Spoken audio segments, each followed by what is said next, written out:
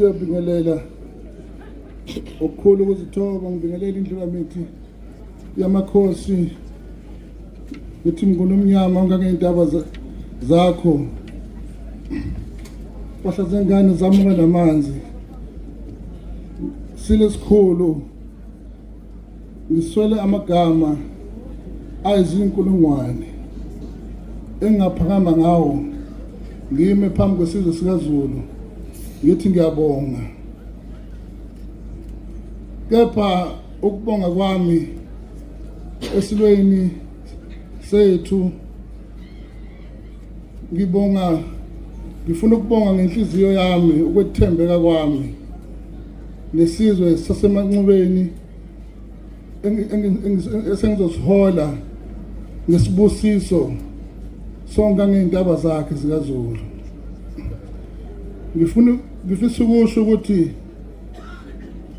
ukusuka namhlanje kuya phambili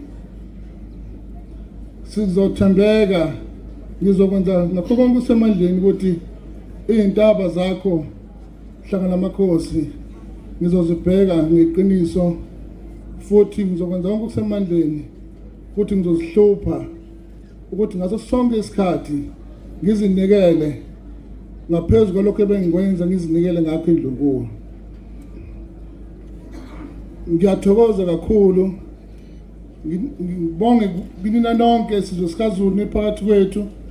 Angilona-ke negage ekukhulumeni, kodwa uNkulunkulu wangipha ukuba ngibe igage ekwenzeni.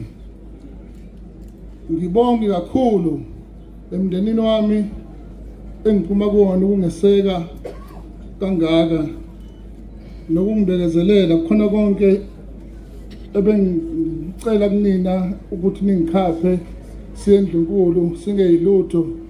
Kepha namhlanje siyambonga uNkulunkulu ngesilo sethu esikhulu kangaka, esihle kangaka, ukuba sigcine isilo sisinikeze leli thuba okubizwa ukuthi-ke sizwe samazilankatha sizibophezele ekuthembekeni ukwenza umsebenzi esiwuphathiswe omdala wethu ngeqiniso nangokuzikhandla.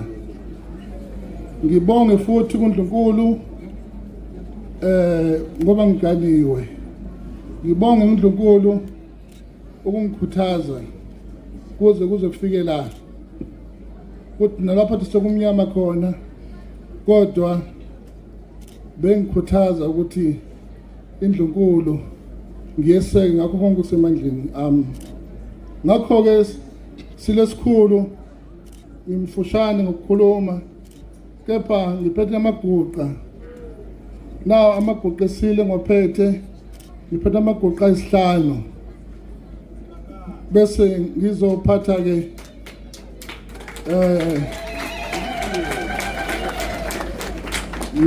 nanazi iy'tshalo kanjalo negrosa yaseNdlunkulu. Ngiyayithula ngokuthi silo sikandaba ongangamandla ami okwamanje yilokhu, kepha kuyeza okukhulu kunalokhu. Ilawo mazwi engingathi nginawo. Ngiyathokoza kakhulu nina bezulu eliphezulu. Bayede wena wendlovu, wena wendlovu, bayede.